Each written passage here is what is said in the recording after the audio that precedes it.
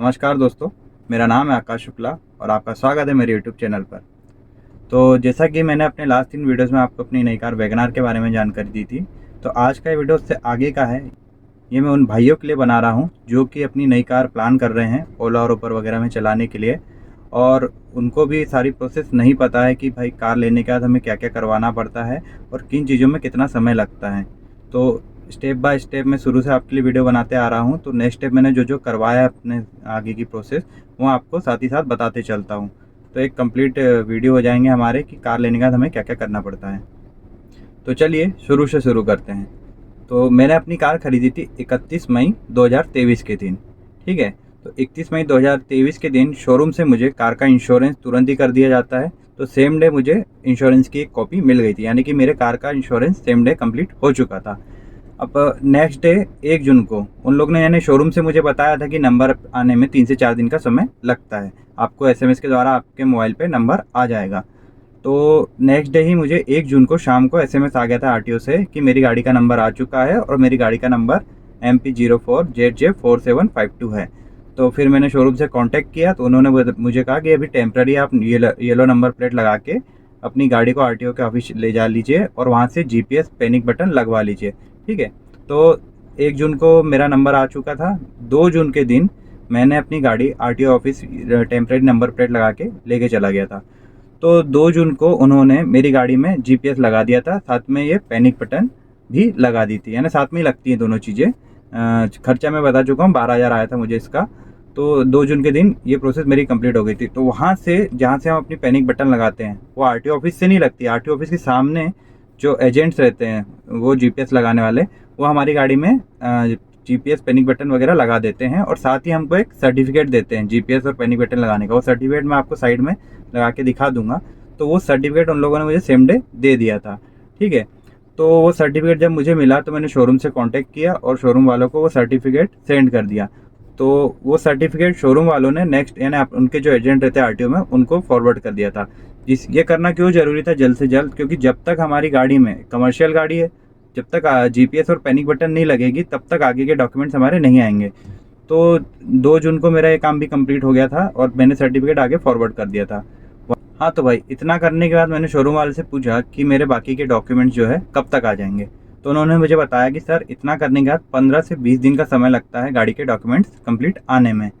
तो उसके बाद मैं अपने घर सारणी वापस आ गया, क्योंकि मुझे भोपाल में ओला उबर का काम करना था। मैं रहता सारणी में हूँ।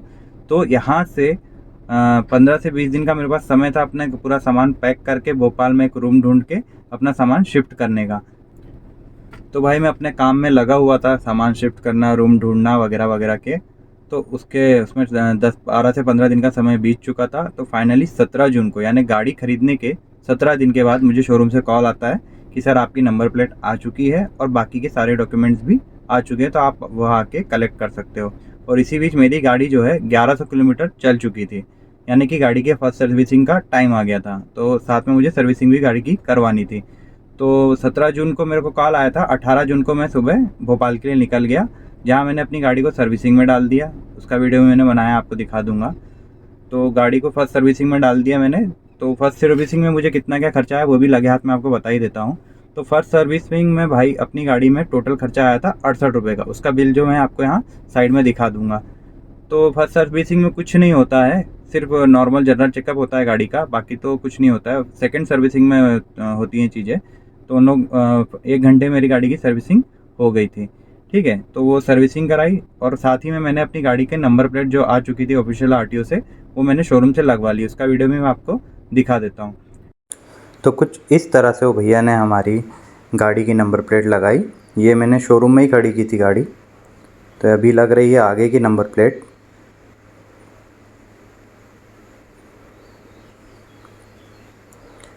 तो इसको लगाने का हमको कुछ अलग से चार्ज नहीं देना होता है, शोरूम के साइड से ही रहता है ये फ्री में। पूछा था हमने भैया से पहले ही कि कुछ पैसे लगेंगे क्या इसके, तो इसका कुछ अलग से चार्ज हमें नहीं देना होता है। तो ये कुछ इस तरह आगे की हमारी नंबर प्लेट लग चुकी है। चलिए, तो अब पीछे की नंबर प्लेट का नंबर है। तो सेम भैया ने पीछे की भी नंबर प्लेट हमारी अच्छे से लगा दी थी।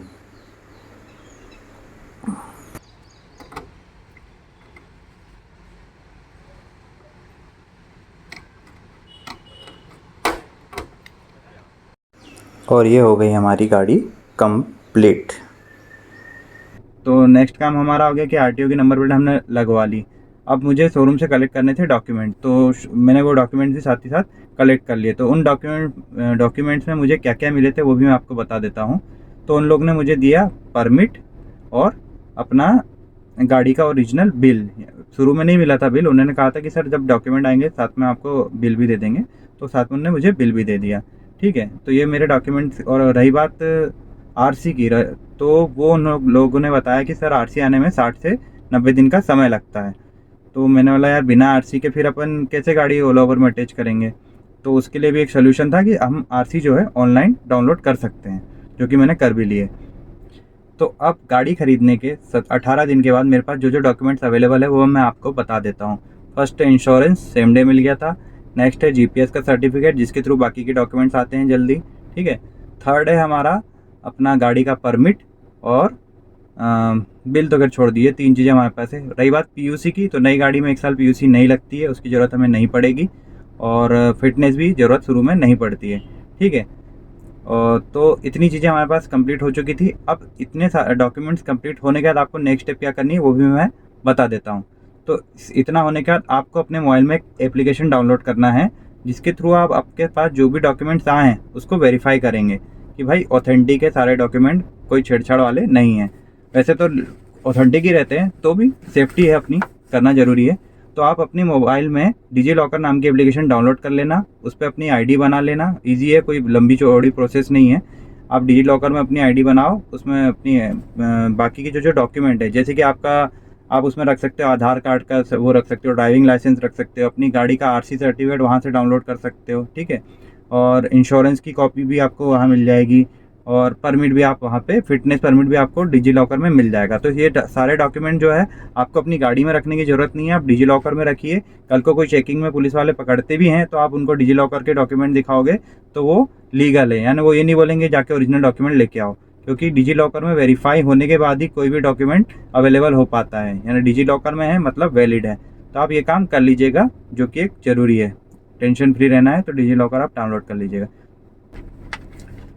एक चीज़ बताना तो मैं आपको भूल ही गया था कि मैंने गाड़ी के सारे डॉक्यूमेंट्स कलेक्ट करने के बाद नेक्स्ट डे अपनी गाड़ी में को लेके गया रेडियम वाले के पास, जहाँ से मैंने अपनी गाड़ी के आगे पीछे और बगल आजू बाजू बगल में रिफ्लेक्शन टेप लगवाई, जो कि लगवाना बहुत ज़रूरी है। उसका भी मैंने वीडियो बनाया, वो नेक्स्ट वीडियो में आपको दिखा दूंगा।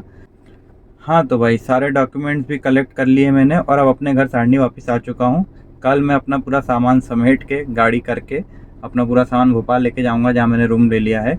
उसके बाद मैं करूँगा अपनी गाड़ी को ओला और उबर में अटैच।